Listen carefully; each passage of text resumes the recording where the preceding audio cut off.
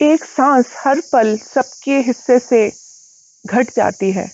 कोई जी लेता है जिंदगी को, किसी की कट जाती है। Good afternoon friends, welcome to this session of Sunday talks. आज बात करते हैं वर्तमान में जीने की, living in the present. Present को प्रेजेंट क्यों कहते हैं? कभी सोचा आपने? ये एक गिफ्ट है, एक तोहफा है नेचर का, भगवान का हमारे लिए।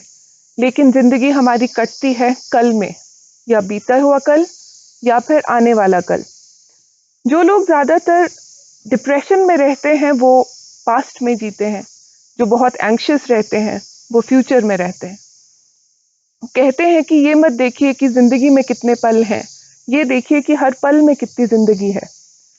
हम लोग अपने थॉट से इतने ज्यादा अटैच्ड हैं, इतने उससे मैं कहूँगी एडिक्टेड हैं कि कभी हमने थॉटलेसनेस के बारे में सोचा ही नहीं। अब प्रेजेंट में रहने का थॉटलेसनेस से बहुत ज्यादा डायरेक्ट कनेक्शन है।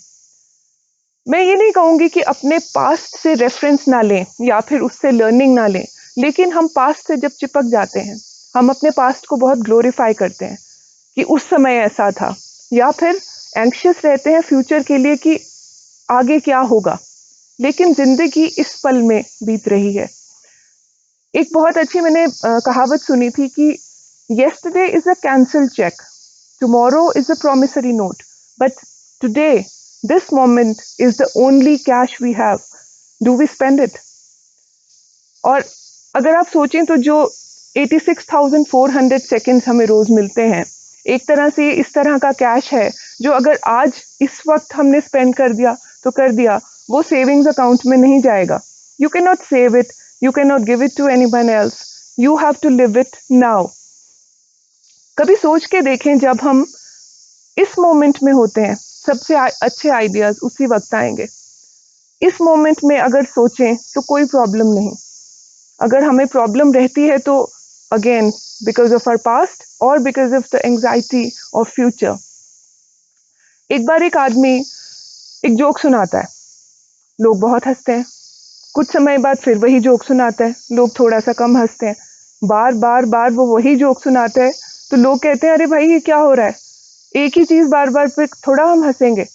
तो वो उनसे एक बड़ा अच्छा सवाल पूछता है कि यदि हम एक ही चीज पर बार बार हंस नहीं सकते तो हम एक ही प्रॉब्लम की वजह से बार बार रोते क्यों रहते हैं? किसी प्रॉब्लम का सॉल्यूशन भी अब में रहकर निकलेगा। हम जब ऑफिस का काम करते हैं तो हमारे माइंड में कोई घर की प्रॉब्लम होती है। अगर हम अपने बच्चों के साथ टाइम स्पेंड कर रहे हैं तो हम ऑफिस की फाइल के बारे में सोच रहे हैं। Are we in that moment?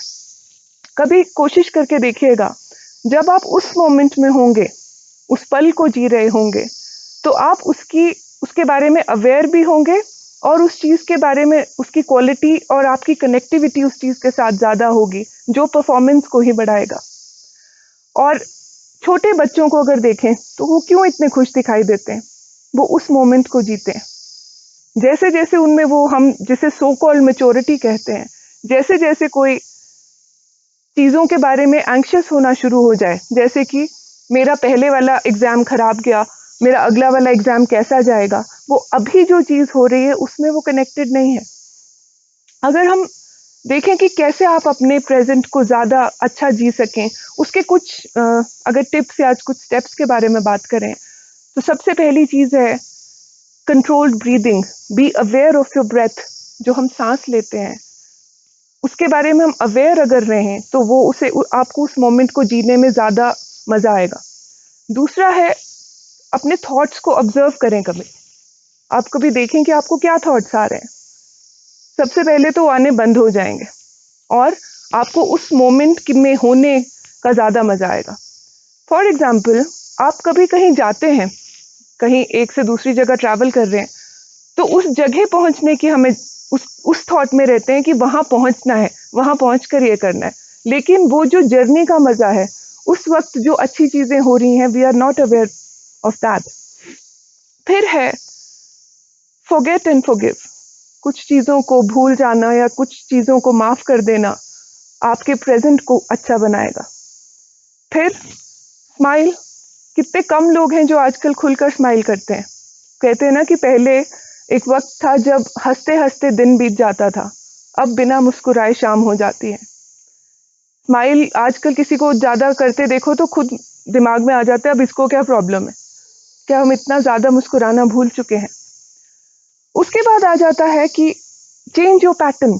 अगर आप बहुत ज़्यादा एक ही पैटर्न में जीने लग गए इसका मतलब वो भी आपको उस मोमेंट को एंजॉय करना भुला देता है। थोड़ा-सा पैटर्न चेंज करो, थोड़े से अपने टाइमिंग्स को चेंज करने की कोशिश करो, कोई नई चीज़ सीखो, कोई नई लैंग्वेज अगर सीखें, अगर कोई नई स्किल सीखने लगे, वो भी आपको उस मोमेंट में रखता है।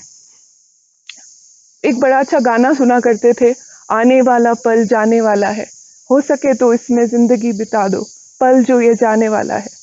हम सुनते हैं इस चीज़ को एप्रिशिएट करते हैं। शुरू से हमारे रिलीजियस टेक्स्ट हमारे जो महान लोग रहे हैं, हर एक ने इस बात पर जोर दिया है।